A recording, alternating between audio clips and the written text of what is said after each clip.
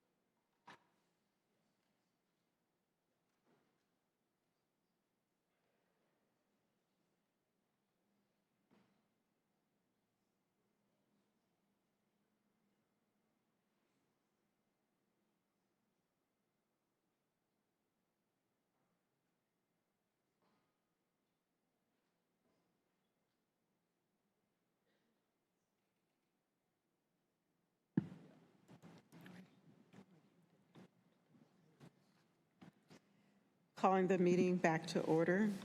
I believe we need to have the roll call.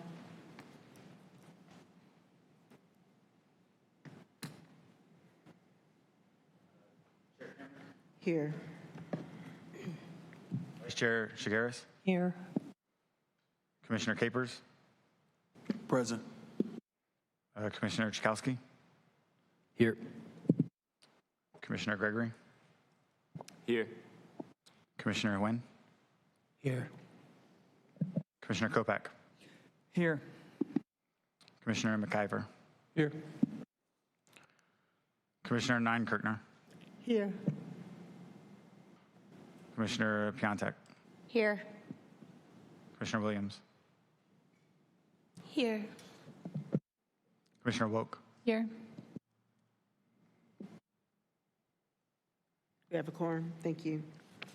I don't believe we have any adjustments to the agenda. We're moving on to the approval of the minutes and the consistency statements from April 8th, 2025. May I have a motion to approve? Motion to approve the minutes. Second. It's been moved to approve the minutes and the consistency statements from April 8th, 2025 by Vice Chair Shigaris and Commissioner Williams. All in favor, please say aye. Aye. Any opposed? The ayes have it. Moving on to first public hearing, the comprehensive plan amendments. Case A25, quadruple 01, Walltown Small Area Plan. May we have the staff report, please? Hello, everyone. Before I begin, staff would like to state for the record that all Planning Department hearing items have been advertised and noticed in accordance with state and local law, and affidavits of all notices are on file in the Planning Department. Hello, members of the Planning Commission. My name is Carl Kolosna, Senior Planner and Project Manager for the Walltown Small Area Plan. Today, I'm presenting the Walltown Small Area Plan along with proposed place type map amendments for 5 parcels in Walltown, which is case number A2500001. These are 2 separate but related items. Since this is not a typical occurrence for the Planning Commission, I'm going to spend some time explaining what a small area plan is, including a brief project history, and then I'll briefly go through the main content of the plan. The full plan document is attachment A in your packet. So what is a small area plan? Essentially, small area plans are very similar to comprehensive plans, but with a smaller geographic focus. It is a land use plan. Small area plans are advisory and not legally binding. They are not the Unified Development Ordinance or zoning development plans. The small area plans give advice and recommendations, but it cannot require anything and does not change what is legally allowable for property owners in the study area. The planning process involves equitable community engagement and staff analysis, which helps identify land use priorities and issues in the study area. The plan itself makes recommendations that are designed to guide potential development decisions, such as a zoning map change. The plan also includes actions, which are a list of specific steps that local government should take to address land use issues. The study area for the Walltown Small Area Plan is bounded by Green Street on the south, Broad Street to the west, North Buchanan Boulevard to the east, and Interstate 85 to the north. The boundary includes the former Northgate Mall site in the northeast. So in 2023, the planning department, in 2023, the city and county adopted a new comprehensive plan, and as part of that process, we heard a lot of desire for detailed neighborhood level planning that wasn't possible for a plan that large. So early in 2024, at the request of elected officials, the planning department began work to develop small area plans, and Walltown was the first area selected. The potential for redevelopment of the former Northgate Mall site was a key reason why Walltown was prioritized. So a project kickoff meeting was held in late June of last year. That meeting focused on the former Northgate Mall site and more general land use discussion in Walltown. Based on that feedback and building on grassroots community work and organizing in the preceding years about the mall, staff released a first draft of the policy guidance for the former Northgate Mall site chapter in August 2024. Work for the rest of 2024 mainly focused on community engagement and revisions to the mall policies, and work in late 2024 and early 2025 focused on developing actions to address identified land use issues in the broader Walltown community. A detailed breakdown of these engagement phases is included in the appendix of the Walltown Small Area Plan. So this shows the former Northgate Mall site, just under 60 acres in total. The mall opened in 1960 and for many years was a main regional mall in Durham in the typical suburban mall style with significant surface parking. Between 2017 and 2019, the anchor stores Macy's and Sears both closed, and the mall completely closed in 2020. In 2018, the mall was acquired by a new owner. The area is designated a transit opportunity area in the comprehensive plan place type map, showing a desire for conversion into high density, mixed use, transit oriented development. The transit opportunity area place type is a key way of working towards the 15-minute community concept in the comprehensive plan, which is where residents have access to daily needs within a 15-minute non-automobile trip. So after an introductory chapter, the Walltown Small Area Plan is organized into two key chapters. As there's likely to be significant land use change at the former Northgate Mall site, the first main chapter of the plan provides policy guidance intended to inform development decisions, such as a zoning map change. This chapter is organized into 6 policy topics, which are listed here. Each topic includes selected comprehensive plan policies that are relevant to the mall site, and in particular, the 15-minute community design topic carries over the transit opportunity area place type description text from the comprehensive plan. So for each topic, the plan has new policies that are specific to the mall site. In general, the plan envisions a phased transition to a grid pattern layout of high density and mixed use development that incorporates affordable housing, affordable retail options, public spaces, bicycle and pedestrian connectivity, and environmental sustainability. Elements described in the policies could be achieved with voluntary text and design commitments in a zoning map change process, for example. So I'll walk through each policy topic briefly. There are 5 policy topics in the 15-minute community design section. The site currently has a significant amount of unused surface parking. The policies call for conversion of portions of that surface parking to high-density mixed-use development that should include housing, retail, healthcare services, educational opportunities with supportive office uses, green spaces, recreational spaces, and community gathering spaces. The next policy clarifies Comprehensive Plan Policy number 170, which describes 2 scales of transit opportunity areas, a smaller neighborhood scale type that would be more sensitive to transition to proximal neighborhoods, and a larger regional-oriented type. Given that the mall site is bounded by a major highway, heights and intensities of the larger regional-oriented type are appropriate, and specifically heights of between 4 and 6 stories are envisioned. The next policy reiterates the importance of discouraging auto-centric land uses within the site to ensure transit, bicycle, and pedestrian connectivity and safe internal circulation. The 4th and 5th policies highlight the importance of creating a grid or block pattern layout on the site, similar to the existing layout of the Walltown neighborhood, while acknowledging that this will need to be done in phases, given the overwhelming suburban design of the current site. Currently, there are no housing units on the mall site.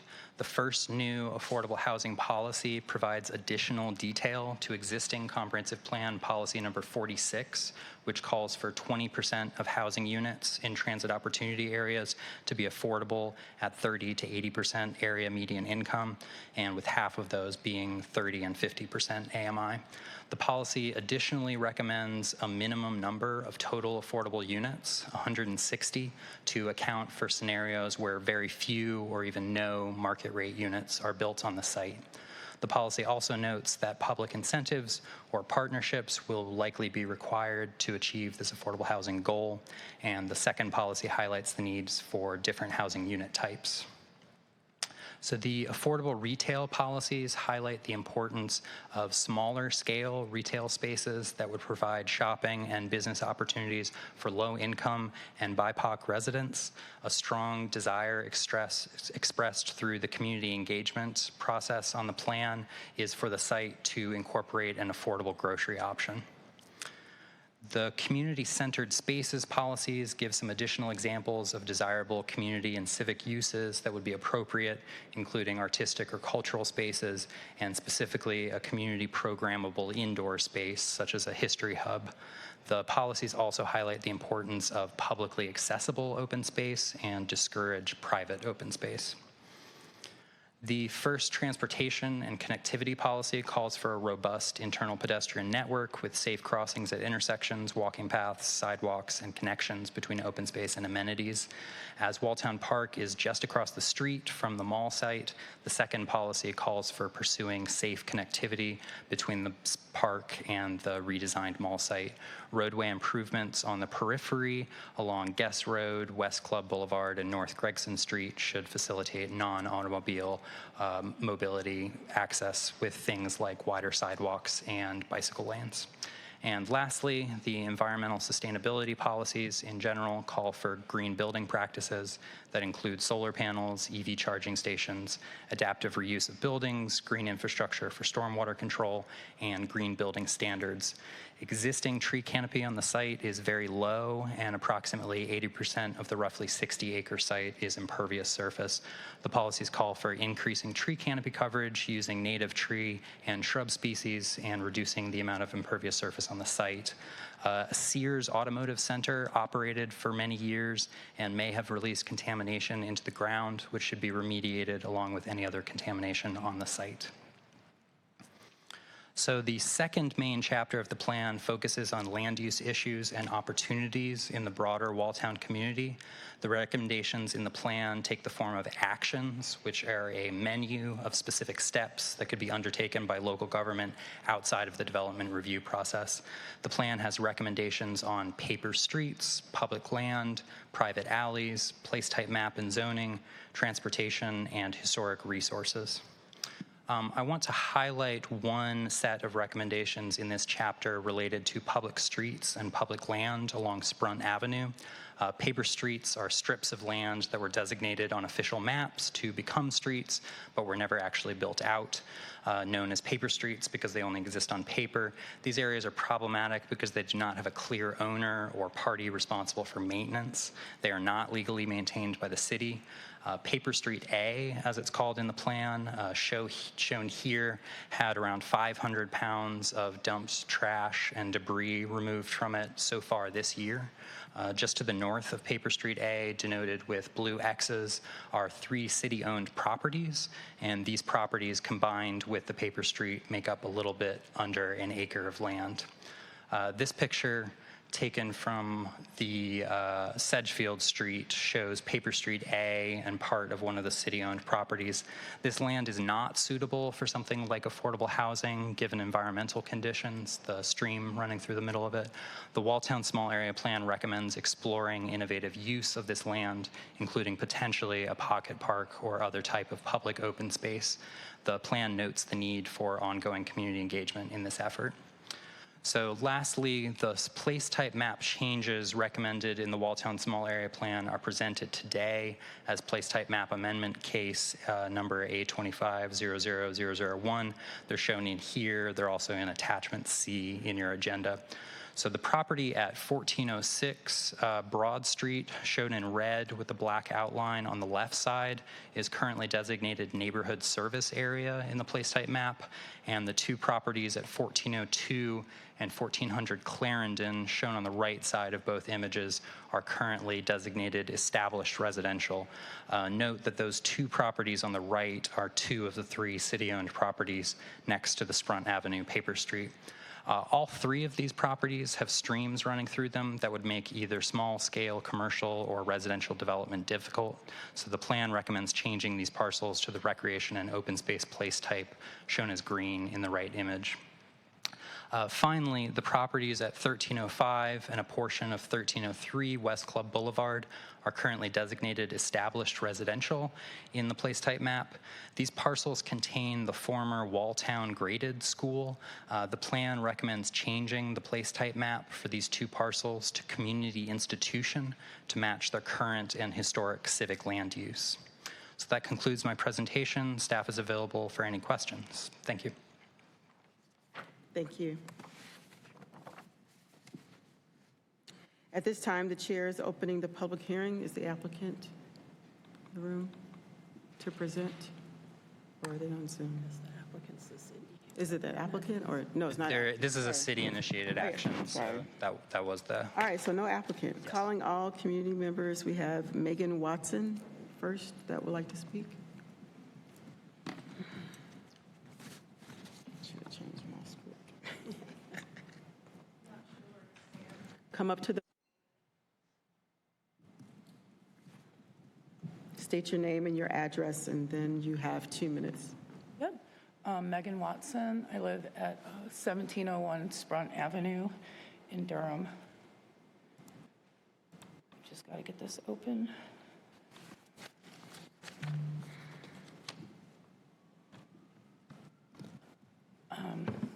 My name's Megan. I've lived at the corner of Sprunt Avenue and Clarendon for 18 years. I've watched my immediate neighborhood in Walltown at large grow and change with the rest of Durham, with mostly positive results.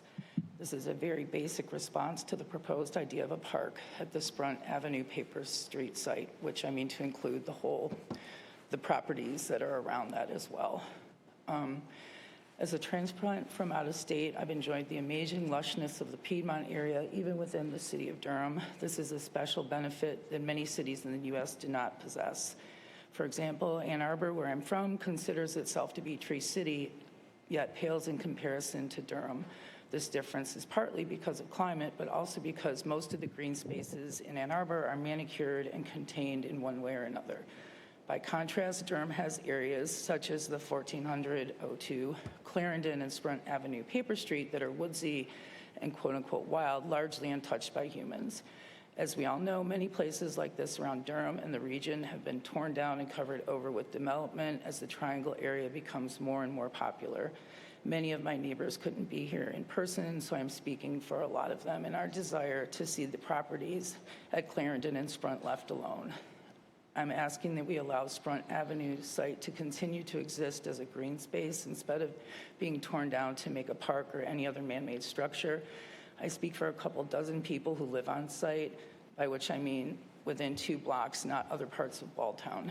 Along with the opposition of the people most affected by this plan, there's also a State Creek that runs through all 3 pieces of the land at the site, which means that there would be riparian rights to consider if anything were to be built.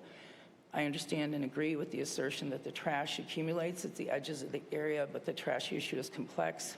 While there's certainly a problem with dumping, a lot of the trash on the Clarendon side comes from one property right next to the spot. It's just north of the 1400, 1402. The trash, along with other problems. Is that it? I'm sorry. Yes. I was trying to go as fast as I could. Thank you.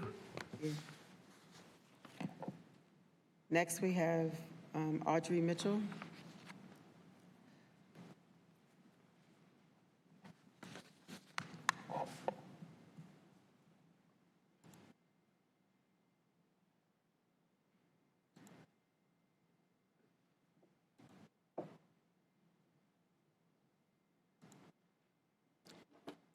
Good evening. I'm Audrey Mitchell, and my resident is 918 Onslow Street, as well as 904 Corona Street, so too. I'm here tonight because I wanted to hear exactly what the small area plan for Walltown was about. I've gotten some information about it, but I have not been to any of the meetings with the planning department to find out exactly what was going on. I think we talked about Northgate, basically, and what we wanted to see at Northgate, and we did a lot of surveying to find out what people would like to have in the mall.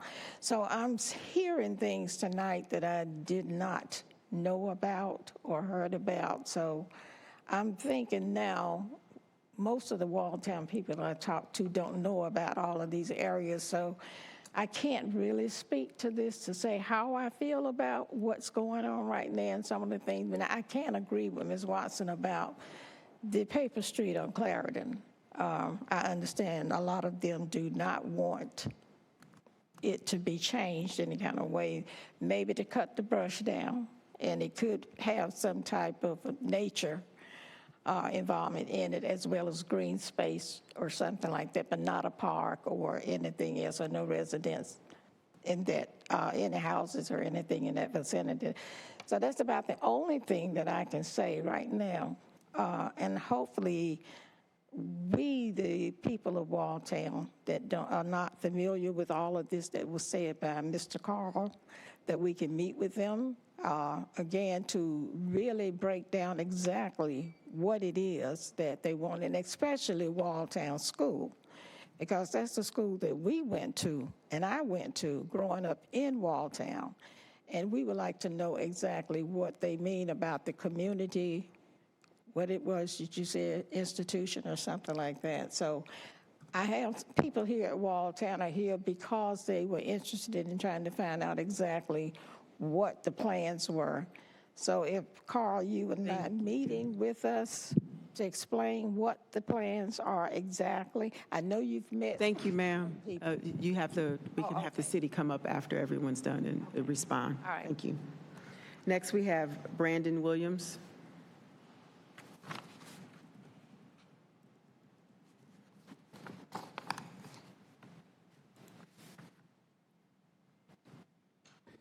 Good evening, members of the Planning Commission. My name is Brandon Williams. I'm a 12-year resident of Walltown, and for the last 6.5 years, I've been a part of the core group of residents trying to influence the redevelopment of Northgate Mall. Our vision is focused on developing a dynamic, community-oriented space for all Durham residents, meaning that it needs to include significant affordable housing, affordable retail, community and green space, and environmental sustainability, addressing the kind of flooding issues from stormwater runoff and the heat sink that the current site poses. I'd like to say we've been really grateful and pleased with the work of the planning staff to facilitate an engaging and collaborative small area planning process. This process has allowed us to take the work that we've done over the last several years and give it that official official stamp of being official policy guidance for the council as they consider rezoning applications. Staff has been responsive to changes along the way, sought to expedite the Northgate chapter when we thought a rezoning application from the developer was imminent. And on the land use issues, they've really demonstrated a true spirit of partnership, like working with the Love Your Block and participatory budgeting teams to create opportunities for residents to take discussions around relevant issues and propose fundable projects. One of the things I want to highlight as we move forward, we really look forward to continuing the partnership over these next few months ahead of the council vote, and want to improve on the final deliverable in a couple of ways. We think that just more visual enhancement, particularly around the Northgate Mall chapter, would really allow for folks to understand the vision for what the redevelopment could bring to the site. Pictures are worth 1,000 words. And then also having a section that outlines kind of implementation and strategic development for what's possible. So particularly around the financing of the recommendations in the chapter, exploring tools like bonds and TIS, tax instrument financing, and providing case studies on partnerships that the city has already done around affordable housing, such as the Willard Street Apartments, could give context for how this work gets done. Thank you. Thank you. Do we have anyone else in the gallery that has not signed up that would like to speak? Yes, ma'am. Please come to the podium, state your name and address. You have 2 minutes.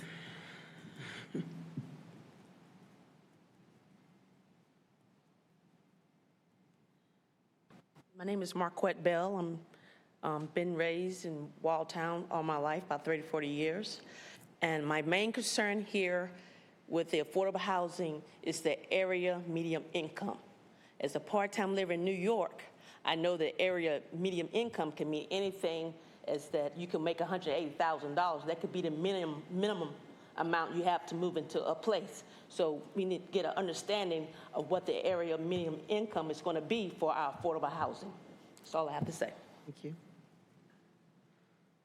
That is set by HUD, just so you all know. Anyone else? All right, on the Zoom, we have Amy Glasser.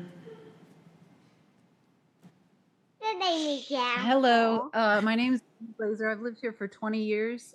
Can you hear me? Yes, please state your name and your address. I live at 1322 Clarendon Street, right next to the Paper Street A. And I wanted to speak against doing anything in that space. Right now, it's a dense thicket of vines and trees that effectively keep out the trash. I know they cleaned up a lot of trash. I think that was the first time they've ever collected trash from there. But we in a neighborhood, I submitted a petition with 20 names, and we really want the space to just be left alone to keep people out of that space. There are 6 parks within a mile of my house, and the more I thought about it, I was excited about the park idea at first, but the more I thought about it, the more I got frustrated and angry at the fact that Walltown Park is just a couple blocks away, sitting vacant and idle and toxic, and they're going to spend a whole bunch of money to develop a new space and destroy the habitat for so much wildlife that lives there. There are birds and owls and just dozens of different types of creatures. They just came and mowed a small strip along Clarendon Street, and it unveiled a rabbit's nest, and there's just so much going on in the space right now. And I just want it to be left just as it is. It's an amazing space, and I hope we won't spend money to do something that's totally unnecessary when we have so much going on with parks that are inaccessible right now that really need the funding to remediate those problems in other parks. Thank you. Next up, we have Adrian Kovacic. Hopefully I said that right.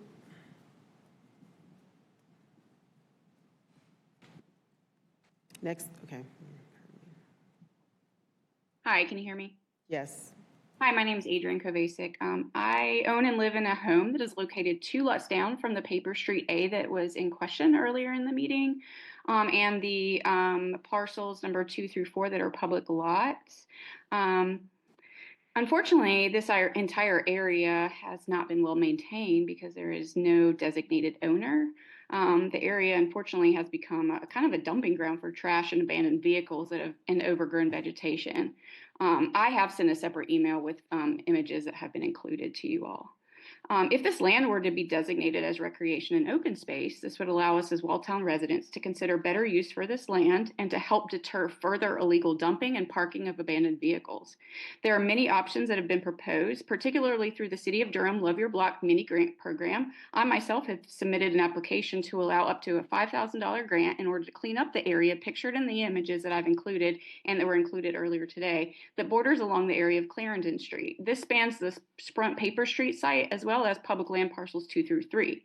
Ideas range from planting an azalea garden to simply eradicating the overgrown invasive species to including perhaps a pocket park to cleaning a path along the stream. No one in these ideas is trying to tear down anything that has been previously mentioned in this meeting.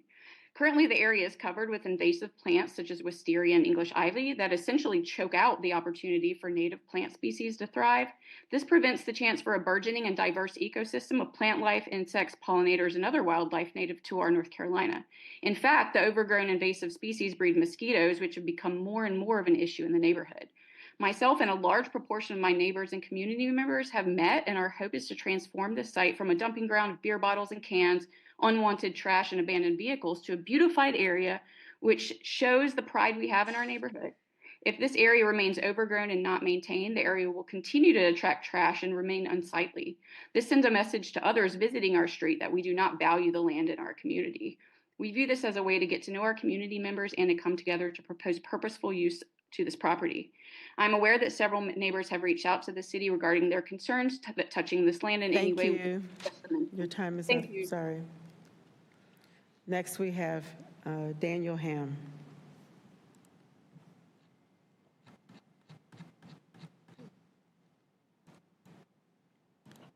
Go ahead. Hello, good evening, members of the commission. My name is Daniel Ham. I live at 1212 Clarendon, and I'm speaking in favor of rezoning the city lots on Broad and Clarendon, as well as Paper Street A to the open space designation. People in urban environments deserve healthy green space and the sensory rewards of nature, and I hope that this rezoning could prepare the site for future ecological restoration that would better protect the creek from pollution and bank erosion, would help sequester carbon, would support more wildlife, and would provide beauty to the neighborhood. Thank you. Thank you. Next, we have Donna, no last name. Good evening. My name is Donna, and I live on Club Boulevard. I just wanted to mention in the small area plan in regards to paper streets, that the transportation work really close with the neighborhood, because as it is a transit-friendly area, the commute through the public transportation is a little bit daunting when you're working the mall because of its infrastructure of the streets. And so I would like to see more focus be done on the transportation throughout the neighborhood that would allow even cars and non-cars in this area. Thank you. Is there anyone else on the Zoom that would like to speak?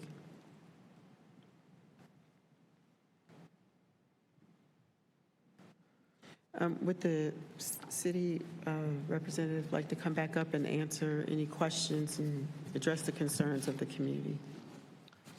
Was there a specific one? Yeah, there were a lot. There were working with you more. There were concerns about trash cleanup. There was concerns about rezoning things. Do we need to have everyone state them again? Hopefully not. No, definitely not. Thank you. So the first thing, like I mentioned, in the plan, we have an outline of the engagement process that has gone on over the last year for this process. We certainly understand that there are some folks who may not be involved in that, and we're happy to reach out with them and have conversations and get updated information as we're heading into the city council adoption process. Regarding the trash, like I said, I'm aware of, I've worked with the Office of Performance and Innovation for that one specific paper street, that there was one cleanup day where they pulled out almost 475 pounds of trash from that paper street.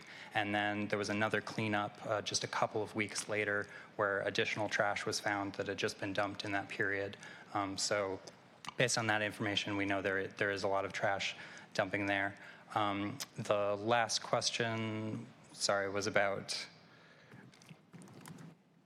So working with you all more to refine the plan. Yep. Any rezoning, this is not a rezoning Right. process, right? So just be clear about that. This is just to approve the small area plan, correct? This is two items. So the first is approving the small area plan. The second is a place type map amendment, which I believe was referenced as a rezoning. So it's not technically a rezoning, it's a change to the place type map, but that is to designate specifically those 3 parcels that have streams that are running through them as the recreation and open space place type. And I will say the recreation and open space place type, as the name implies, allows for the possibility of both a sort of recreational area, but also a preserved open space area where there's no development at all. So staff feel that the recommendations in the plan related to those areas sort of account for the possibilities and the range of options that could happen for these properties. They call for more community engagement as part of the implementation of the plan. So there will be more community engagement after this is approved? Yes. Okay. Anybody, go ahead. Well, public hearing, sorry, still going on. Schools? Yes, say what the question was for them. Thank you. I believe there was a question about the school being designated a community institution as well. So currently the properties, part of one property and the entirety of the other property contain the Walltown graded school, historical school, and the place type designation for that is established residential, which is essentially planning for it to be housing units, basically. So based off of a lot of community engagement that we've gotten over the plan process, we want to align the place type map designation with that historical and the current land use as a school. So the community institution place type includes institutional uses like schools and other civic things like that. So basically making a change to the plan to go from planning for units, for residential units, to keeping it as a school. Thank you. Go ahead. Is it a community question or your question? Well, a follow-up We on have- that. Well, no, because we haven't closed the public Okay. hearing. I'm just trying to make sure we get all the, I'll ask later. yeah, community questions that we heard answered. Okay, I am going to close the public hearing now. And now we're open for commissioner discussion questions. Go ahead, Vice Chair Shigaris. Concerning the school, what are the plans for it if it changes the map designation? So the map designation, since it's not the zoning regulations, it in itself doesn't inherently change anything with what is developable. We've reached out to the current property owners of the school who acquired the school, I believe, sometime in the last 10 years, and we haven't heard from them. So I can't speak to what specific recommendations or ideas there are with the plan right now. But like I said, through the community engagement that we've done, we've heard from residents that they want to see that to continue as a school and as a civic use rather than, for example, being torn down and residential units being built on it. Okay, thank you. Anyone else? Anyone else have any questions? Commissioner Kopak? Yeah, thank you, Chair Cameron. I was just trying to anticipate some of the next steps and how the small area plan might be used, how the city council might take advantage of the work that's been done in the context of rezoning application or other processes that may come up, and also in particular in relation to the Walltown portions of the plan. What are the ways that can be implemented? I mean, there's talk of this designation as recreation open space. Does that get folded in potentially if the community wants into a broader recreation open space plan? Like, what are the ways these things might be, there might be action taken on these? Yeah, so I think that it's really divided into two areas that are reflective of the chapters in the plan. So the first is the Northgate, the policies for the former Northgate Mall site are intended to be used to inform a zoning map change application, which we had gotten indication in the past that was likely happening sometime in the future. So, policy guidance similar to the comprehensive plan, policy guidance to inform that zoning map change. For the Walltown portion of it, I think it looks very similar to our implementation for the comprehensive plan. So these are actions that can then get folded into work programs for specific departments that are related to them, or they can get folded into budget requests. There's a number of items. The comprehensive plan has hundreds of actions that are currently sort of piece by piece being implemented through a combination of work programs and implementation through those departments, or there's funding for them, and then those are taken. So one main thing that we did after the comprehensive plan was adopted was sort of prioritize those actions and started to understand which departments would be best suited to undertake them. And I think a very similar process will be taken for the small area plan, where those actions will basically be folded into the larger body of work that's being done for the comprehensive plan. And we also anticipate there will be additional small area plans coming up in the future in the next couple of years. So folded into in a similar way as the comprehensive plan. And so there was a decision to prioritize Walltown and Northgate for a small area plan.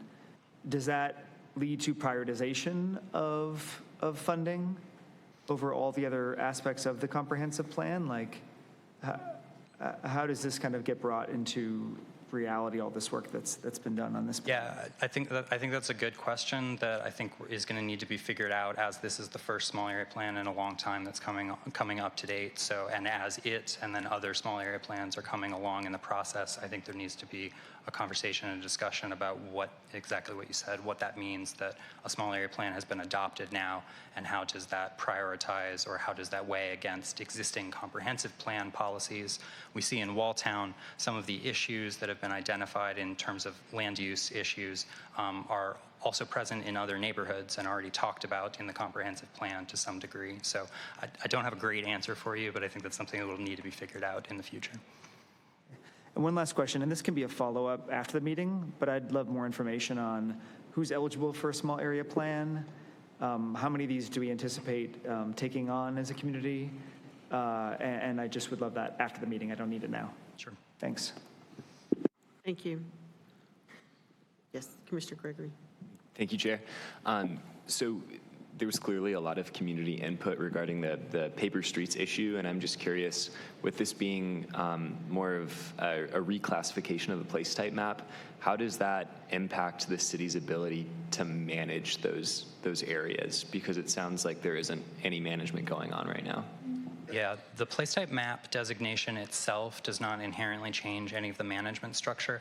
I think the small area plan has two recommendations in the actions of the plan, both in the public spaces section and also in the paper streets section of the plan. And those talk about creating multi-departmental work groups to explore innovative use of the land, or looking at options and things for that land. So that's an example of if and when this plan is adopted, that then becomes an implementation item that is an action that is on the list somewhere. And when it comes time to start implementing that, then it's following the action that the plan calls for. It's starting to put those departments together. It's starting to put that work and looking at that and seeing what could be done in the future. So the place type map designation itself doesn't inherently change anything about the maintenance or the classification of it, but that could be an implementation item of the actions of the plan in the future.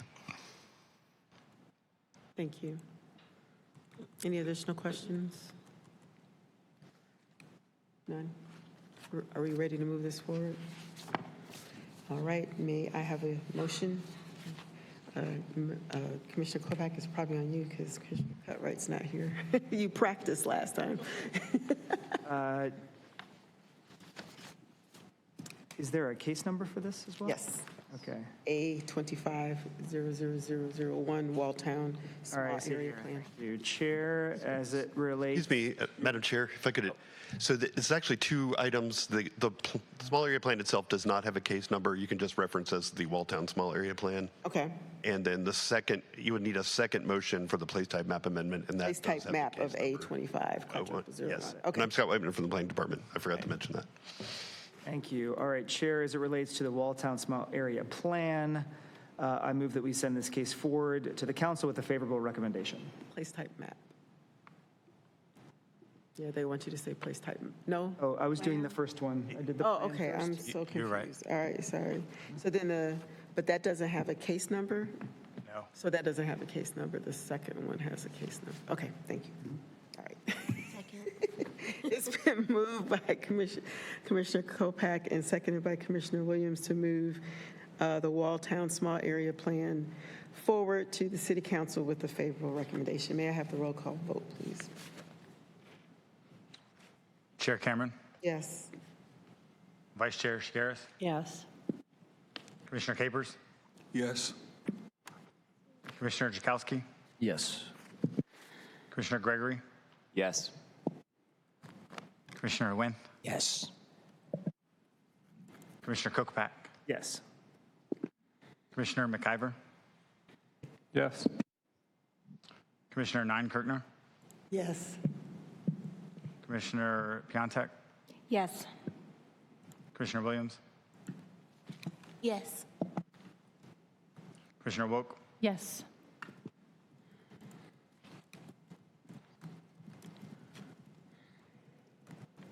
motion passes 11-0. Thank you. All right, second motion. Chair, as it relates to place type map amendment, case number A2500001, I move that we send this case forward to the council with a favorable recommendation. Second.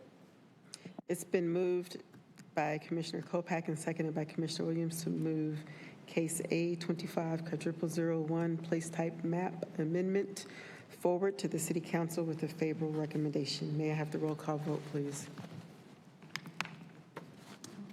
Chair Cameron, Yes. Vice Chair Shigaris, Yes. Commissioner Capers, Yes. Commissioner Jakowski, Yes. Commissioner Gregory, Yes. Commissioner Wynn, Yes. Commissioner Kopak, Yes. Commissioner McIver, Yes. Commissioner Kirkner, Yes. Commissioner Piontek, Yes. Commissioner Williams, Yes. Commissioner Woke, Yes. motion passes 12-0.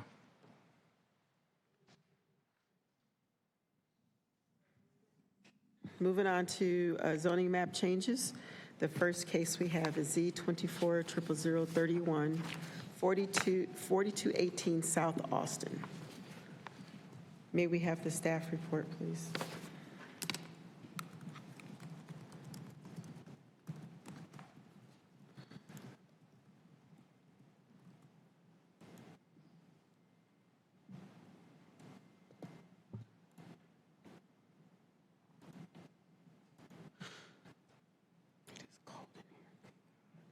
All right. Good evening, Chair Cameron, Vice Chair Shigaris, and Planning Commissioners. My name is Peyton Burgess, and I am here to present Z240031, 4218 South Alston Avenue. The request is for 4.83 acres located at 4218 South Alston Avenue to rezone from residential urban 5-2 and office and institutional to planned development residential 41.408 to allow up to 200 apartment units. The existing zoning is mostly residential urban 5-2 and partly office and institutional. The aerial map shows the general location of the project. The property is currently designated general industrial on the place type map. The proposed zoning was determined inconsistent with the place type, and staff recommends a new place type of apartment and townhouse neighborhood. The applicant has included graphic and text commitments, including uses limited to multifamily apartments, a maximum of 200 units, 40% of the units to be income restricted at 60% AMI for 20 years, a maximum of 80% impervious surface, a minimum of 60% native trees, maximum building height of 80 feet, and exclusive north and southbound left and right turn lanes on South Alston Avenue at both site driveways, and a 10-foot wide concrete shared path for the frontage of South Alston Avenue.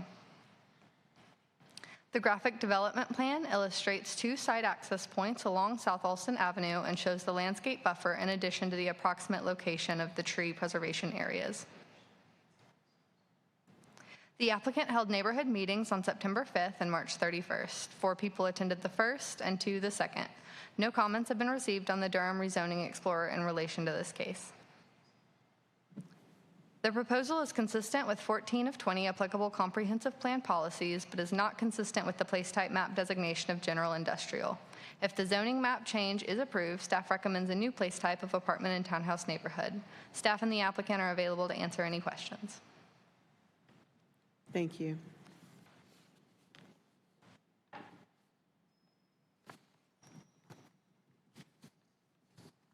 At this time, the chair is opening the public hearing. May we have the applicant please come forward to present?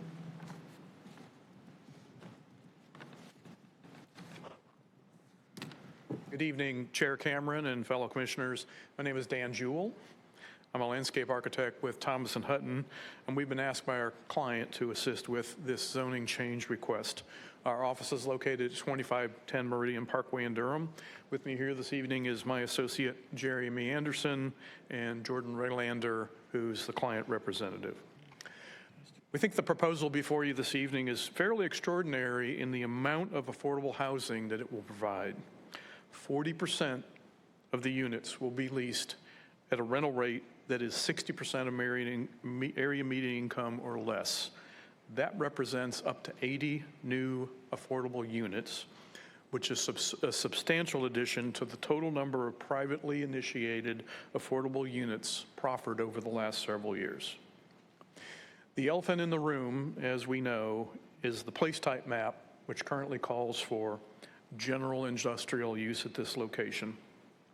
We think, though, there are several compelling reasons why industrial is really not the best place type for this stretch of South Alston Avenue. First and foremost, the parcels in this area are small, 1 to 1.5 acres. Our firm designs a good bit of industrial sites in our body of work. And really, the only way these and the adjoining parcels will ever be developed as industrial is if they can be assembled into 5 and 10 acre tracts at a minimum. The 4 parcels that are part of this assemblage that we're proposing to rezone comprise less than 5 acres, and it took our client years to get these parcels all under contract and purchased one by one. Assembling land is difficult. It's not easy. Secondly, it's certainly been standard planning practice for 100 years to zone land adjacent to rail corridors for industrial, a practice that has its roots from a day when most large deliveries were made by rail, right up to the place of business. We have lots of examples, historic examples of that in Durham. That's not the case anymore, though. And in fact, we know that the state of North Carolina has been in conversations with CSX Railway, which owns this corridor, for many years about the eventual abandonment of this corridor as an active rail corridor and banking the right-of-way for an eventual future Greenway Trail or public transportation corridor. So its days are numbered. Thirdly, relative to that, we heard at our 2 neighborhood meetings from nearby residents that one of the biggest traffic challenges that they're dealing with today is from a constant stream of 18-wheel trucks from 2 facilities, the Southeastern Freight Lines and FedEx distribution facilities, which are about 3/4 of a mile south on South Alston Avenue. Those 2 facilities only have connections to South Alston Avenue, which means that many of those trucks are traveling north on South Alston to get downtown, to get to other locations, and to turn onto Carpenter Fletcher Road to get over to North Carolina Highway 55. South Alston is not built to handle large trucks, particularly the amount of truck traffic that they are now getting from those 2 huge freight distribution facilities having been built.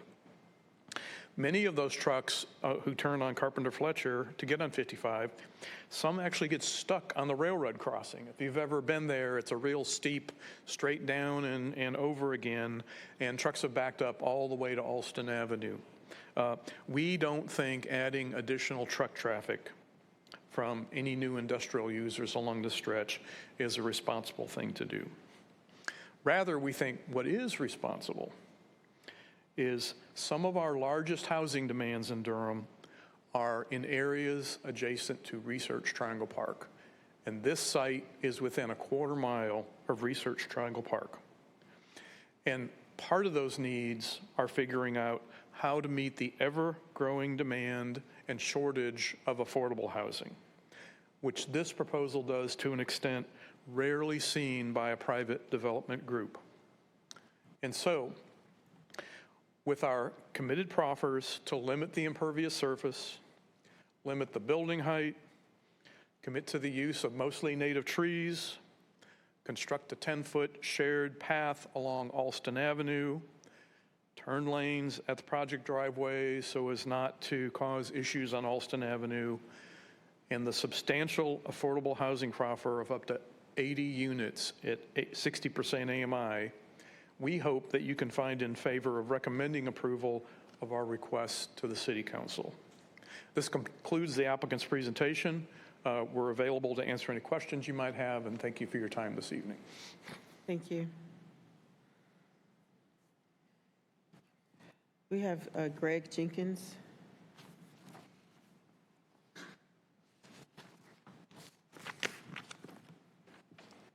Good evening. I live at 1814 Eisenhower Street. I've been in that neighborhood all my life, and I agree with him. The truck traffic along Alston Avenue is terrible, but other things he said about the trucks getting stuck on the railroad track, it might have been 4 or 5 in the last 25 years. I own property along Alston Avenue and down Eisenhower Street. We oppose this 100%. This housing developer in our neighborhood, while I understand the need for affordable housing in our city, I believe that this project would have a detrimental impact on our community. First and foremost, the proposed development is simply too large for our area. The increase in population density will put a strain on our already overburdened infrastructure, leading to increased traffic congestion, noise pollution, and strain on our public services. Additionally, the construction of the project would result in significant environmental damage, destroying natural habitats and putting wildlife at risk. Furthermore, the type of housing being proposed is simply not in keeping with the character of our neighborhood. This development will bring in a large number of low-income residents, which could lead to increased crime and rates and other negative social effects. It would also distractly alter aesthetic in our area, replacing existing greenery and open spaces with a monolithic, high-density housing complex. Finally, I'm deeply concerned about the impact this development would have on property values in the surrounding area. The influx of low-income residents could result in a decline in property values, making it difficult for current residents to sell their homes and move elsewhere. In conclusion, I strongly urge you to reconsider this proposal housing development. While I recognize the need for affordable housing, I believe that this property is simply not the right fit for our neighborhood. Thank you for your attention to this matter. Thank you. Is there anyone else in the gallery that had not previously signed up that would like to speak?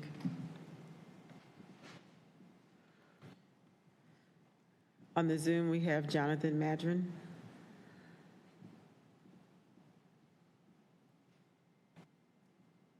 Please unmute yourself and go ahead. Good, you're unmuted. Please state your name and your address. Hi, my name is Jonathan Madron. My address is 4020 South Alston Avenue. I was not invited publicly for some reason. Do not understand why. Our property is a 100-year century farm, and we've seen changes in the zoning from light industrial and office. Alston is as mentioned, times FedEx Trucking and Southeastern Trucking. There is no current public transportation stops in the area. And we, with the need for housing, we do have RTP Hub now opening on Highway 54, less than 3 miles from the area. I am not in favor of seeing this project move forward. Thank you. Thank you. Is there anyone else on the Zoom that would like to speak? Jim Eaker.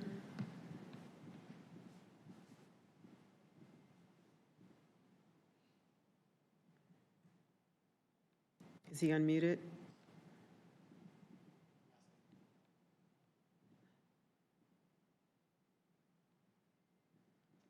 Does he need to unmute himself?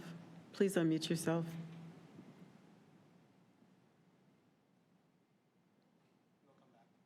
We'll come back to you. We'll move on to Joyce Odom. Please unmute yourself. Ms. Odom? Yes, can you hear me? Yes. I would like to agree with the former two speakers. We own property at 4209 South Austin Avenue. The traffic is difficult at best in the mornings and afternoons, and the FedEx and Southeastern trucks make traveling on that road very difficult. I also have a concern about the road and the traffic on that road and the use of water. In Durham in particular, there is so much development in southern Durham. There should be enough apartments and residents for people to live. But I am against the development of this project. If you can take away FedEx and Southeastern, that might make it doable, but I don't see how you're going to undo those two institutions that have already been approved and are working. Thank you. Thank you. Mr. Eager, have you been able to unmute yourself? There you go. Yes. Hi, this is Dr. Jim Aker, 4208 South Austin Avenue. The handcrafted dentistry office is next door to this property, and getting in and out of our office is challenging with current traffic levels at certain times of day. While the traffic study shows plus 589 trips, it's based on what could be current zoning capacity of 38 units, but it's currently 12 units, I believe. So it's probably closer to plus 775 additional trips, getting closer to listed roadway capacity for South Austin Avenue. The FedEx and Southeastern trucking hubs, of course, are just south and use the thoroughfare all day. As a planning point, is it possible to connect either or both of them to TW Alexander Drive, which is close by to them? It appears it would mitigate challenges to our capacity. While there is a bike lane and sidewalk project working on acquisition of land by next year, it's many years away, and it's not clear that it would include new turn lanes or anything to clear the common morning and evening gridlock at Carpenter Fletcher and South Austin intersection. Both directions of Carpenter Fletcher to Highway 55 get full. South Austin backs up to the north and south, only relieved by the traffic light change at Highway 55. I also have concerns about ability of fire and ambulance service to get safe access part of the day.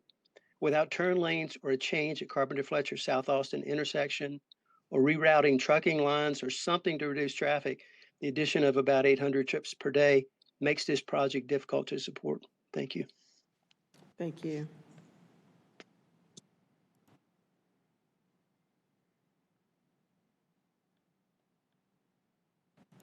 Is there anyone else on the Zoom that wishes to speak? Is there anyone else in the gallery that wishes to speak? Does the applicant want to come up and address any concerns, which are remaining minutes?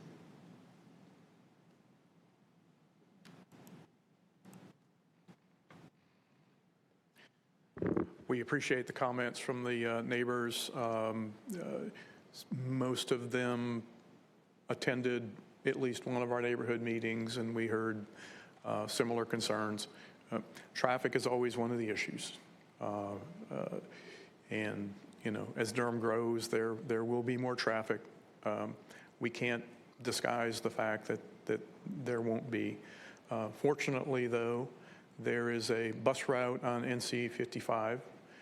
There are bus stops at NC 55 and Carpenter Fletcher Road.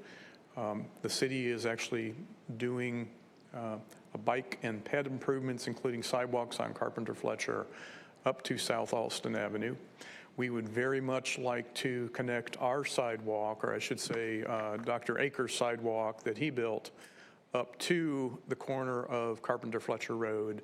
But currently, we're barred from doing that because the property owner at the corner of that intersection has actually spread gravel all the way out to the edge of the road and put a sign, a fence up at the end of the sidewalk that Dr. Aker built in front of his property. But if we could figure out a solution of how to build a sidewalk up to Carpenter Fletcher Road, we would be more than willing to build that or contribute to the cost of that so that we can sincerely show that we want to make sure that folks are able to get to that bus route on NC 55 and at the corner. One of the gentlemen mentioned wildlife and pristine open space, that sort of thing. These are 4 lots with 4 houses on them and 4 deep backyards. There's no identified streams or natural habitat areas. It's mostly open space that people have been mowing for years. So we have worked on many sites, as you well know, we brought many to you, that have had areas that we needed to be careful with from an environmental standpoint. This is not one of those sites. So I will just leave it at that. And again, our team is here to answer any questions when you get through your Q&A period. So thank you. Thank you.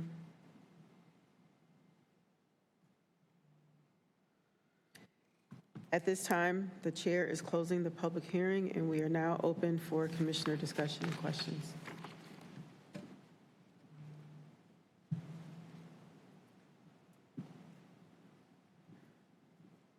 Commissioner Kopak. Thank you, Chair. I think, first of all, it's just important to first of all, acknowledge concerns that residents may have. I think that opportunities for affordability are really critical to look for. And I think our residents who fall at 60% AMI or lower, no matter the level, I think are important and valuable parts of our community. And I just would caution making assumptions that finding places for these folks to live would contribute to issues with crime or harm property values. Somebody making 60% AMI, it's about $50,000 a year for a single person, more if you're a family of 2, family of 4. Those are healthcare workers, teachers, and others. And once again, there are folks who make less than that, and I still think they have an important place in our community. I have a couple questions for the applicants. First of all, it's great to see that there's this percentage of housing available at for 60% AMI. Typically, we look at 30 years as the standard, so you probably figured that was going to come up. So talk to me about the 20-year being the limit there, and then I'll have a couple other follow-up questions as well. Sure. So we've seen projects and have brought projects before you that have both 20 and 30-year periods of affordability. Our client on this one, the financing, the lenders that he has been talking to, because he has such a strong quantity of 60% AMI, I think this is pretty extraordinary to have 40%. They're telling him that it would be difficult for them to finance it for a 30-year term, but they're happy to do it at a 20-year period of affordability. So it's just a matter of making sure that the project can be funded and built, because we think it's important to provide those units. Okay. And then we've had discussions previously about trees and open space, and there's the expectation of allowances for trees and open space beyond the minimums in the UDO. And I think you've said before that sometimes it's just the application just includes the minimum, but the expectation is to go beyond that. So could you talk about that piece of it? Sure. We've actually done a little bit of site planning on this to see how many units we can actually get. What the parking requirements are, which are obviously non-existent in Durham anymore, but we'll have some, that sort of thing. And we did have a discussion just this afternoon about whether or not there's a way to commit to a little more than 20% tree coverage and additional open space. And right now, we don't think we can do that and get the number of affordable housing units that we're committing to on this project. I appreciate the question. Durham already has a pretty robust requirement for both open space and tree coverage requirement. I know it's a goal in the comprehensive plan to, we get a point if we exceed that. But this is one of the few cases we've brought forward where, due to the nature of the project, it's going to be challenging for us to do that. But I appreciate the question. Thank you. Anyone else? Commissioner Wood? Thank you, Chair. So I had a couple questions. One is, I see you're committing to 60% of natives, and this is only a almost 5-acre lot. Why is that number so low? It's more than zero. More than zero, but not 100. We've had this conversation before. We have. So the buffer requirements in Durham require a mix of large trees and medium-sized trees, many of which preferable that they would be evergreen trees. There are not many native evergreen trees that are available in commercial nursery production. You've heard my conversation about this before. But knowing that that's an issue, Jeremy and I talked about it this morning, and looking at the plant list that Durham has, the sizes and that sort of thing, I think we can raise our committed element to 80% of the required trees would be native trees. Also, I'd like to let you know, I'm having coffee in 2 weeks with a native plant material grower to see what it will take for him and the industry to ramp up production so that we can have more native plants available for future projects. That's awesome. My other question has to do with the with schools. So I see we're adding some students, and one school's over capacity and one is very near capacity.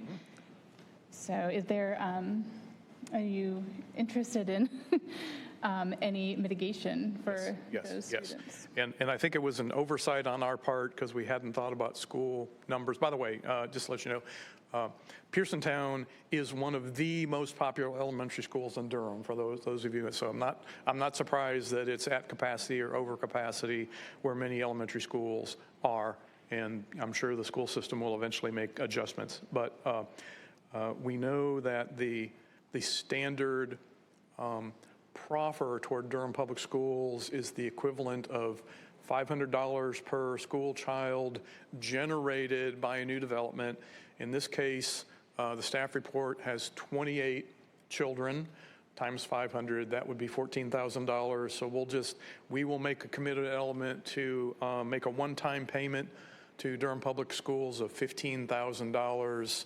And I think the normal language is prior to a certificate of occupancy, but we'll work with Peyton and get that exact standard language in case, and we'll present that to the City Council when we get to them. Thank you. Yeah, I just want to confirm, we can work on the specific language, but that was a proffer for up to 80%, or a minimum of 80% native trees, and then also $15,000 to Durham Public Schools.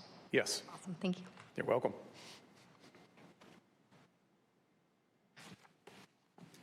Any other questions? Mr. Gregory. So be brief for the applicant.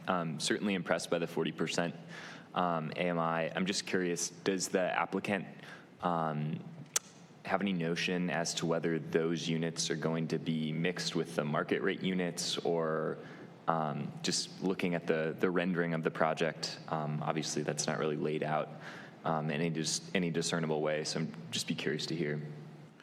They will be, and if we fail to work out that detail in our commitment, we will again work with Peyton to do that. But the affordable units, the 60% AMI units, will be mixed throughout the buildings and indistinguishable from the market rate units. So that'll be an additional layer to our committed element, and that's pretty standard. Thanks for asking that. Yep. Any other questions? Commissioner Klobuchar? Yeah. There was quite a bit of concern expressed around the traffic, in addition to the truck traffic, just car traffic.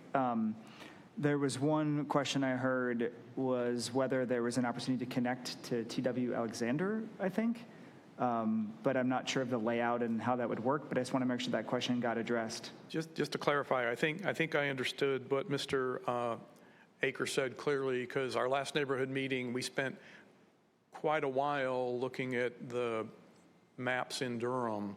So both the FedEx and Southern Freight facilities are right down next to Interstate 40. Their driveways go to South Alston Avenue, but they do not go to TW Alexander. Physically, FedEx could connect to TW Alexander. The property actually connects there, and there could actually be another driveway that would go over to FedEx. So the point that was made was, can't we figure out how to get FedEx and Southern Freight to connect another driveway to TW Alexander in addition to the one on South Alston? I believe that was the question. So we have no control over that, but looking at maps, it's physically possible. And I came up to the site on South Alston, but didn't circle back on the opposite side, so I have no idea if it's possible. But are there other outlets for this property to other roadways, or is South Alston the only one that's possible for this site? This particular property? Yeah. The only frontage we have is on South Alston. We back up to the railroad corridor, as I mentioned, and there are two intervening parcels up to Carpenter Fletcher Road. We would have loved to be able to get up to Carpenter Fletcher, but neither of the property owners up there were interested in giving us any kind of an easement or an access or anything like that. Good question, though. And I'm sorry, Dan, did you address public transportation on this site? Pardon? Did you address public transportation on South Austin? Is there? Okay. Yeah. There's Yes, public transportation is at NC 55, and there are bus stops right at Carpenter Fletcher Road. I know because I drive there every morning on my way to work. So, and we want to be able to get folks over there. And you'll put sidewalks in front? Yes, if there was a legal way to build a sidewalk across the commercial property at the corner of Carpenter Fletcher and South Alston, which right now is gravel paving right up to the edge of the road, and a fence blocking the sidewalk that Mr. Aker built when he did his facility, we'd be happy to figure out how to make that last bit of sidewalk happen. Any other questions? Are you ready to move this case forward? I'm sorry, Vice Chair Shigaris.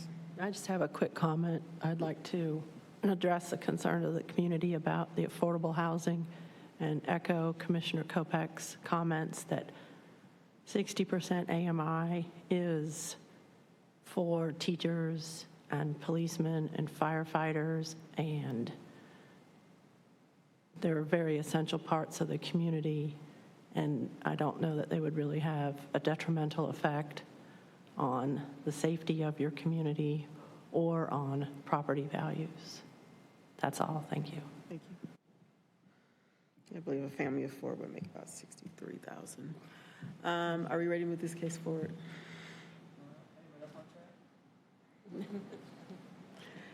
All right, Chair, as it relates to case number Z240031, 4218 South Alston Avenue, I move that we send this case forward to the City Council with a favorable recommendation. Second. It's been moved by Commissioner Kopech and seconded by Commissioner Williams to move case Z240031, 4218 South Austin, forward with a favorable recommendation to the City Council. May I have a roll call vote, please? Chair Cameron. Yes. Vice Chair Shigaris. Yes. Commissioner Capers. Yes. Commissioner Chakowski. Yes. Commissioner Gregory. Yes. Commissioner Nguyen. Yes. Commissioner Kopech. Yes. Commissioner McIver. Yes. Commissioner Neinkirtner. Yes. Commissioner Piontek. Yes. Commissioner Williams. Yes. Commissioner Woke. Yes. Motion passes 12-0. Thank you. Next up, we have case Z240041, 303 US 70 Warehouse. May we have the staff report, please?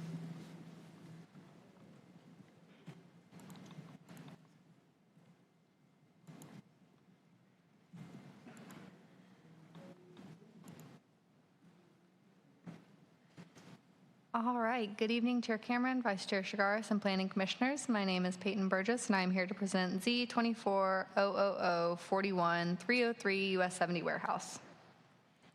The request is for a general rezoning of our currently split zone parcel from residential suburban 8 and industrial light to all industrial light located at 303 US 70 Service Road. Because this is a general rezoning, there is no development plan, and if approved, the whole site will have all the entitlements of the industrial light district. I'm sorry, can you all move out to have your conversation? Thank you. Go ahead. I do have it in mind. The majority of the existing zoning is currently industrial light. A small portion in the top right corner of the parcel is currently residential suburban 8. The proposal would change this portion to industrial light like the rest of the parcel. The aerial map shows the general location of the project. The property is currently designated general industrial on the place type map. The proposed industrial light zoning was determined to be consistent with the designated place type. 2 neighborhood meetings were held on February 5th and March 24th. No one attended the first meeting and 3 people attended the second. There have been no comments received on Durham Rezoning Explorer in relation to this case. The proposal is consistent with the place type map designation of general industrial and with 8 of 8 applicable comprehensive plan policies. Staff and the applicant are available to answer any questions. All right, at this time, the chair is opening the public hearing. Do we have the applicant?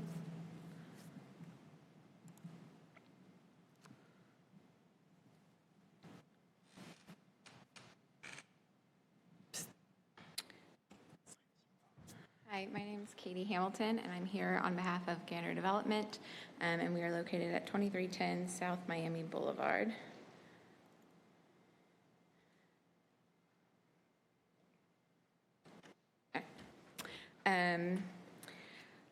Thank you, Madam Chair and Madam Vice Chair and Planning Commissioners for taking the time to hear our zoning.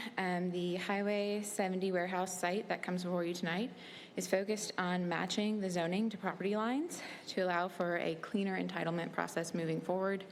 And it is a general zoning without a development plan. We had previously leased this site to Dragados while they were constructing 885. And now that 885 is finally finished, we are very excited about the opportunities that this site brings for us to develop it with a building that can house a manufacturing and assembly company. So to facilitate this future use, we are proposing to rezone this northeastern 0.988 acres to match the rest of the site. And this gets rid of an awkward acute angle of zoning that is currently protruding into the middle of the site, and gives us the opportunity to go forward with the site plan without having our buffers be based on a zoning change that happens in the middle of our site, and also with allowing our stormwater control measures to utilize the entire site as needed. And this zoning is consistent with future land use place type, and it won't have a significant impact on neighboring developed properties. And being as it is limited in scope and consistent with all long-range planning policies and documents, we would appreciate your support. And if you have any questions, we are available. Thank you. Thanks. Do we have anyone here in the gallery that would like to speak on this from the community? Is there anyone on the Zoom that would like to speak on this case? Going once, going twice. Hearing none, the chair is closing the public hearing. We are now open for commissioner discussion and questions. Any? Vice Chair Shigaris. Do you have any idea what you're going to do with it? So we have a development partner that's coming in, and where Dragados had their laydown yard, they'll be putting in a new building, and they work with blue chip companies to bring in more manufacturing and assembly companies. And so their thought is that it'll be something supporting RTP with trade skill jobs and approximately 110 employees. But they have not told us who will be occupying the building at this time that our partner's bringing. I noticed that it does, part of the property that's currently IL does back up to some houses, and it was stated that there'll be tree preservation area, or is that, can that, and where the current retention pond is can that be, make sure that that's going to be a buffer between whatever goes up and the houses that are currently there? Yeah, so there would be a 50-foot buffer required by the UDO, I do believe. And so that would be what our buffering would be adjacent to the Wedgedale Avenue houses that are there. Okay, thank you. Any other questions? Are we ready to move this case forward? If so, may I have a motion, please? Chair, as it relates to case Z240041, 303 US 70 Warehouse, I move that we send this case forward to the City Council with a favorable recommendation. Second. It's been moved by Commissioner Kopak and seconded by Commissioner Williams to move case Z240041, 303 US 70 Warehouse forward with a favorable recommendation to the City Council. May I have the roll call vote, please? Chair Cameron, Yes. Vice Chair Shigaris, Yes. Commissioner Capers, Yes. Commissioner Chakowski, Yes. Commissioner Gregory, Yes. Commissioner Wynn, Yes. Commissioner Kopak, Yes. Commissioner McIver, Yes. Commissioner Neinkirchner, Yes. Commissioner Piontek, Yes. Commissioner Williams, Yes. Commissioner Woke, Yes. motion passes 12-0. Thank you.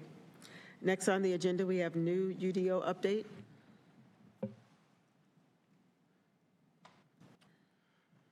Bo Dobrinsky, Planning Department. I've been talking to y'all all evening, just saying your names.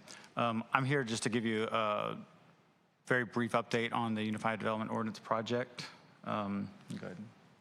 Yeah. Yeah, so as many of you know, and some of you may be new, so I'm going to do a little bit of catch up. The Planning Department is working with Code Studio, our technical consultant, on the rewrite of our entire Unified Development Ordinance. Some of the goals of this project, just a reminder, looking to simplify the ordinance itself, make it a little more user-friendly, use of more charts and diagrams rather than multiple references throughout the code. We want to give more housing types, more incentives to build affordable housing by right, and have a mix of housing types throughout the community. Currently, under existing code, that's a bit difficult. We're going to promote transit-oriented development. As you all know, we've been working with these place types since October of 2023. We want to increase density and have ordinance provisions that work towards the 50-minute community that Carl talked about earlier this evening. More requirements as it relates to open space. And then I think the big one is the rewrite of the UDO and the subsequent rezoning of city and county in an effort to implement the comprehensive plan by changing its regulations. It's probably the biggest key to doing that among all the other action items. I just want to talk a few key milestones. Initial visit with Code Studio was in November of 2023. That's when we talked with the staff and other stakeholders about the project. We had a kickoff event a couple months later, an audit and approach report spring of last year, about a year ago. We conducted engagement around what was called Module 1, so it's broken down in 4 modules. This was November of last year.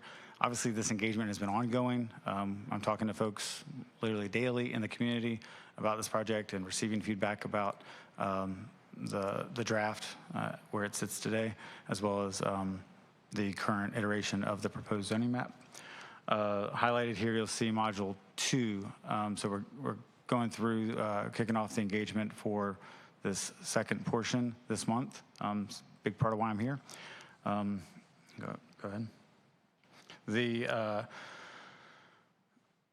schedule you see here, as I just described, we're looking at the development standards. So development regulations that will apply jurisdiction-wide. So this is the requirements for parking or open space, pedestrian access, fences, landscaping, buffering, et cetera. Obviously, it's a pretty technical and dense document, so there's a lot of different requirements. I just want to really update you where we're at in the process. Hopefully we will, or our plan is to have the full draft in the fall, obviously in the winter of this year or subsequent winter. So when we move forward with the adoption process, you all will obviously be a part of that. I want to plug the engagement. So we've got a virtual meeting Thursday, May 22nd online. Obviously, we hope folks attend. We'll present during that, and obviously there'll be opportunity for questions. There'll be an in-person meeting the following Thursday, next week, Thursday, May 29th. And then we will have a virtual Q&A session with Code Studio, the technical consultant. Planning staff will participate as well. In addition to those formal efforts, we've got some office hours where planning staff has been setting up office at the public library. So we'll be expanding that to additional library locations. And these have been really helpful for engagement with UDO because residents have been able to come in and sit down and talk with us for a substantial amount of time rather than 2 or 3 minutes at a time or just trade an email. So yeah, all of the presentations, including what is called a Code Connect, which will have full explanation of the draft, is available online at engagedurham.com, and then also emailing us newudo@durhaminc.gov. I just wanted to update you all in terms of the schedule of the project. I know that there was a committee that had met previously, and obviously that work will continue, and we can meet and go over the actual content in that venue. Any questions about the status or? No, I think we're good. Thank you. Thank you all. The only committee that we had appointed is the UDO committee, and Commissioner Cutright's not here. He's the chair, so we don't have anything to discuss there. Any new business? None. I just want to put a bug in my fellow commissioners' ear that in September, we will have our elections for chair and vice chair officially. And the sequence is chair, for chair is city, county, it rotates. I'm a city appointee, Vice Chair Shigaris is a county appointee. So when she becomes chair, we will need a city appointee for vice chair. And if you don't know who you are, Commissioners Piontek, Nguyen, Gregory, Schakowsky. Be thinking about it. All right? One of y'all are it. If you become chair. Oh, Lord. We all said, oh, Lord. All right. So between you four. All right. And the expectation is after your vice chair that you are chair, because you'll have that practice. So just letting you know. Any staff announcements? We are adjourned. Thank you. I got to do the little thing.